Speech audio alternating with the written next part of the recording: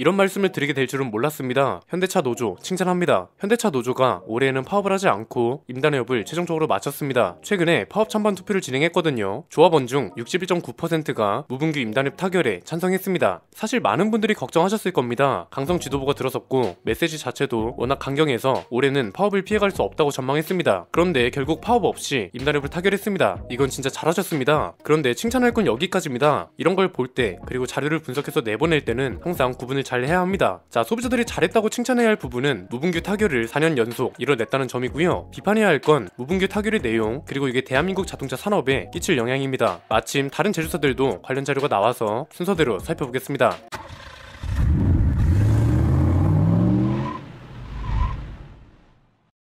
우리 채널에 올라오는 영상은 영어가 아닙니다. 모두 한국말로 녹음해서 들려주고 보여줍니다. 우리 채널 영상을 결함을 노조 탓으로 돌린다고 말하는 이상한 사람들도 있더라고요. 그런 사람들은 영상을 다시 보든지 국어 공부를 다시 하든지 자료 해석하는 방법을 다시 배우든지 아니면 본인들 입맛에만 맞춰주는 채널로 가시길 권해드립니다. 적어도 우리 구독자분들은 있는 그대로 제대로 이해하는 지성인분들만 계신 것 같아서 다행인데 최근에 어떤 채널이 이상한 내용을 올리고 나서 그런 댓글이 많아졌더라고요. 일단 이번 임단협 협의안 찬반 투표는 총 39,125명이 참여했습니다. 이 중 24,225명이 찬성했고 14,787명이 반대했습니다. 백분율로 따지면 61.9% 과반 이상이 찬성하면서 올해 임단협은 마무리가 된 겁니다. 임단협 내용에서 우리가 충분히 이해할 수 있는 부분은 월 기본급 98,000원 인상이 대표적이고요. 품질 향상 경력은 150만원, 하반기 목표 달성 경력은 100%, 미래차 산업변화 대응, 특별 격려 주식 20주, 전통시장 상품권 25만원 이런 것들로 이해가 됩니다. 생각보다 제가 후하게 말한다고 생각하실 수도 있습니다. 그냥 간단하게 따져볼까요? 월급이야 물가 상승 같은 게 요인이 될 수 있으니까 직장인이라면 충분히 이해할 수 있죠. 하반기 목표 달성 경력금도 이건 뭐 올해 하반기를 말하는지 작년 하반기를 말하는지 알 수 없습니다. 만약 지난 하반기라면 작년 공장 가동률이 100%를 넘긴 했으니까 이걸 명분으로 삼을 수 있습니다. 그리고 주식 20주는 미래차 산업 변화 때문에 퇴직자가 발생한 거잖아요. 약간 위로금 개념으로 해석할 수 있습니다. 전통시장 상품권 정도는 직원들한테 복지 차원에서 충분히 줄 수 있고요. 반대로 이해가 안 되는 건 이런 겁니다. 경영 성과금 200%에 400만원을 추가로 지급하는 것, 그리고 품질 향상 경력은 150만원입니다. 경영 성과급을 왜 생산직 노조가 주장하는 대로 지급해야 하는지 모르겠고요. 품질 향상 경력금도 왜 하필 지금 주는 건지 모르겠습니다. 그냥 아다르고 어다른 수준이긴 하지만 경영 성과급이 아니라 생산 성과급이었다면 이해가 좀 더 쉬웠을 것 같고요. 품질 향상 경력금은 오히려 노사가 서로 목표치를 제시하고 이걸 달성하면 연말 보너스 개념으로 지급하는 게 어땠을까 싶네요. 이걸 통해서 알 수 있는 문제 그리고 앞으로 벌어질 문제 전망은 크게 세 가지로 설명할 수 있습니다. 첫 번째는 사무연구직 노조의 반발이 점점 심해질 거고 이게 결국 현대차 경영 성과에 악영향을 줄 거라는 겁니다. 현대차 노조를 이야기할 때 생산직 노조랑 사무연구직 노조를 구분할 필요가 있습니다. 파업 뉴스 같은 걸 접할 때 대부분이 생산직 노조를 비판하는 이유는 뭘까요? 간단합니다. 대부분 생산직 노조의 입장과 목소리가 반영되거든요. 현대차 노조가 무분규 타결을 이뤄냈다는 기사가 나오기 전에 이런 기사도 있었습니다. 현대차 연구직 파업 찬성률이 생산직보다 높다는 건데요. 파업 찬반 투표에 참여한 인원이 41,000명 정도였거든요. 연구직이 많은 남양연구소 투표 결과만 보면 제적 조합원 중 4,577명, 백분율로 따지면 78%가 참여했고요. 이 중에 무려 4,442명이 파업에 찬성했다고 합니다. 이건 제적 인원 대비 무려 75.7%나 되는 겁니다. 남양연구소 찬성률이 울산, 전주, 아산공장, 판매위원회 이쪽을 합한 평균보다 3.9%포인트 높고요. 투표자 대비 찬성률로 따지면 격차는 훨씬 벌어집니다. 남양연구소 찬성률은 97.1%거든요. 전체 평균인 81.6%보다 15.5%포인트 높은 겁니다. 그런데 이 대목에서 그런 생각 안 드시나요? 아니 지금까지 죄다 생산직 노조가 투표하는 줄 알았는데 연구직 노조도 참여한다는 건 처음 알았네? 이런 거죠. 이것도 자료를 찾아봤습니다. 노조가 그동안 표 분석을 방지한다는 명분으로 지역별 투표 현황을 고려하지 않았기 때문에 당연합니다. 조합원들이 각 소속 지역에서 투표를 할 거잖아요. 이걸 울산공장으로 모아서 섞은 후에 개표를 해왔다고 합니다. 그러니까 남양연구소 같은 곳이 각 지자체로 볼 수 있고 울산공장이 선거관리위원회 역할을 했다는 겁니다. 올해는 처음으로 지역별 개표를 진행한 겁니다. 이걸 통해 연구직 조합원 파업 찬성률이 상대적으로 높게 나왔다는 걸 알 수 있었던 거죠. 남양연구소가 주 2일 재택근무를 진행하고 있거든요. 이걸 생각하면 투표율이 78%나 되니까 상당히 높은 겁니다. 자, 그러면 왜 하필 연구직 투표자들이 불만이 이렇게 많은 건지도 궁금하실 겁니다. 이건 지난달에 나온 소식이랑 연결해보면 됩니다. 현대차그룹 MZ노조 위원장이 퇴사했다고 하죠. 이분이 이루고 싶어 했던 건 명확합니다. 공정한 평가와 보상을 중심으로 인재 존중 사무, 연구직 노동조합 결성 이런 거였습니다. 기존 강성 노조와 차별화하고 생산직 위주의 교섭을 탈피하고 사무직에 대한 차등 보상 같은 걸 노력했다는 겁니다. 여기서도 알 수 있죠. 지금까지 우리가 노조 관련 소식을 접할 때 사무 연구직은 생각지도 못했고 생산직 노조만 비판했던 이유도 이유도 여기에 있다는 걸요. 지금까지 교섭이 생산직 노조를 중심으로 이뤄져 왔고 이게 수면 위로 떠오르기 시작하니까 영구직을 홀대한다는 기사도 최근에 나왔던 겁니다. 명확하게 구분하자면 이런 거죠. 생산직 노조는 성과 없는 성과급을 요구해왔고 영구직 노조는 성과 있는 성과급을 추진했는데 이게 잘 안 된 겁니다. 두 번째는 현대차가 그룹 차원으로 하지 않는다면 생산직 노조나 영구직 노조가 성과를 증명하는 방법밖에 없다는 건데 이게 더 늦기 전에 필요하다는 겁니다. 사실 사무영구직은 성과를 내기가 좋습니다. 새로운 기술이 개발되고 이게 신차에 적용이 됐는데 대박이 났어요. 이러면 당연히 월급이 오르거나 보너스를 받아야죠. 요즘은 자율주행 기술뿐 아니라 OTA를 비롯한 소프트웨어 전반이 경쟁력이 되는 시대입니다. 그래서 반대로 생산직 노조는 성과 없는 성과급이 아니라는 근거를 보여줘야 한다는 겁니다. 자료를 보는 분들은 이런 걸 주의해야 합니다. 자, 현대차 실적이 상승세인 건 맞습니다. 매출도 올해 2분기 추정치가 꽤 높고 영업이익도 높습니다. 그런데 이건 그룹 차원으로 나온 자료잖아요. 매출 상승이 영구직 때문인지 생산직 때문인지 국내 법인 때문인지 해외 법인 때문인지 명확하게 구분을 해야 한다고요. 쉽게 말하면 이런 겁니다. 우리 회사가 100만원을 벌어야 하는데 A팀은 70만원을 벌었고 B팀은 50만원, C팀은 오히려 30만원 적자를 냈습니다. 이러면 성과급은 어디로 가야 하나요? 누가 봐도 A팀이죠. 지금까지 공개된 자료를 정리해드렸습니다. 생산직 관련 자료는 지금까지 많이 보여드렸습니다. 현대차 사업보고서를 보면 공장의 생산 능력, 이건 한국 공장만 유일하게 줄었습니다. 생산 능력은 어떻게 산출한다고 했나요? 연간 표준 작업 시간, 설비의 시간당 생산 대수, 가동률, 이걸 모두 곱해서 구한다고 말씀드렸죠. 공장 가동률을 한번 볼까요? 한국이랑 러시아만 100%를 넘겼고 나머지는 모두 100% 아래였습니다. 이건 결국 무슨 소린가요? 국내 공장은 가동률이 높았는데 생산 능력은 떨어졌대요. 이건 결국 계산식에서 가동률을 제외한 설비의 시간당 생산 대수, 연간 표준 작업 시간, 이 두 가지가 상대적으로 떨어진다는 소리죠. 나머지 공장들은 반대가 되는 거고 해외 공장 효율이 그래서 더 좋다고 할 수 있는 거죠. 이쯤에서 그런 반박이 들어올 수 있습니다.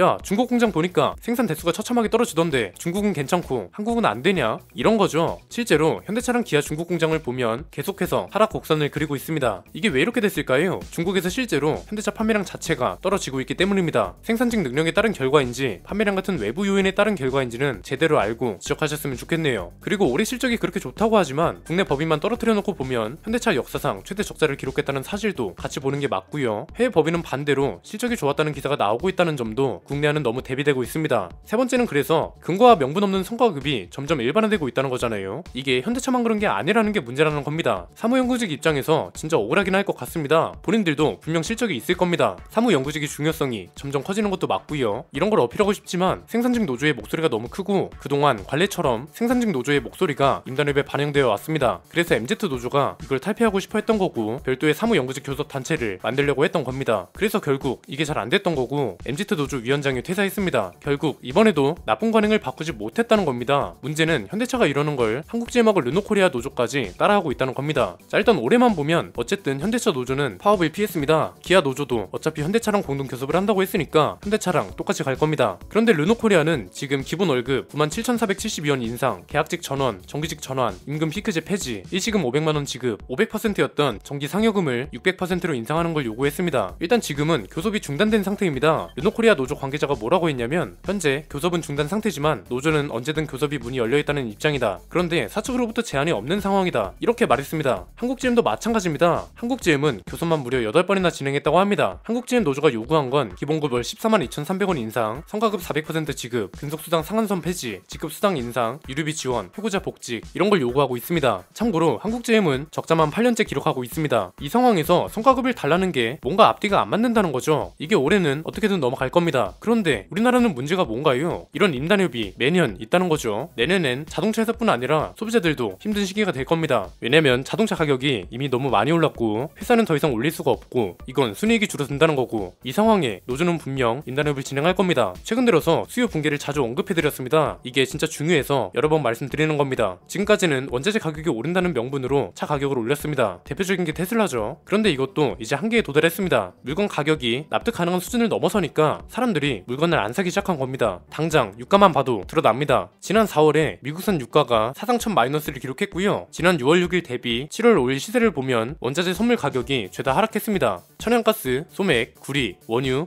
은, 알루미늄, 옥수수, 금 모두 하락세를 보였는데 이건 차 가격을 올릴 명분도 점점 줄어든다는 거죠. 당연히 더 오르면 안 되고요. 직군별 목소리 크기는 차이가 계속 벌어지고 산업은 계속 위축되고 있습니다. 이 와중에 한국자동차 노조는 강경하다는 이미지를 해외 자동차 회사도 인지하고 있습니다. 이런 상황에 누가 한국에 투자하고 싶을까요? 산업이 위축되면 일자리가 줄어들고 일자리가 줄어들면 개인의 문제가 됩니다. 자, 이런 문제를 가지고 결함을 영상을 노조 탓으로 돌린다. 최근에 우리 스포일러 채널이 본의 아니게 피곤한 일을 휘말렸습니다. 저는 허위사실로 저희를 건드린 그 채널이 사과 영상을 올리고 이미 올라간 영상을 삭제하기 전까지는 계속해서 강경하게 대응할 계획입니다. 이미 저희는 영상을 삭제하고 사과 영상을 올리라는 내용이 담긴 문서를 확실하게 전달했습니다. 언제까지 이걸 시행하라는 내용도 같이 보내뒀습니다. 그 채널과 목적이 같은데 왜 싸우냐고요? 죄송하지만 저희 스포일러를 운영하면서 그 채널과 목적이 같다고 생각한 적 단 한 번도 없습니다. 제가 많이 강경해 보이시겠지만 이 한마디로 마치겠습니다. 선동은 문장 한 줄로도 가능하지만 그것을 반박하려면 수십 장의 문서와 증거가 필요하다. 그리고 그것을 반박하려고 할 때면 사람들은 이미 선동 당해 있다. 오늘 내용은 여기까지입니다. 내용이 유익하셨다면 구독과 좋아요 알림 설정 부탁드립니다. 저는 김승현 안피디의 스포일러 안피디였습니다. 감사합니다.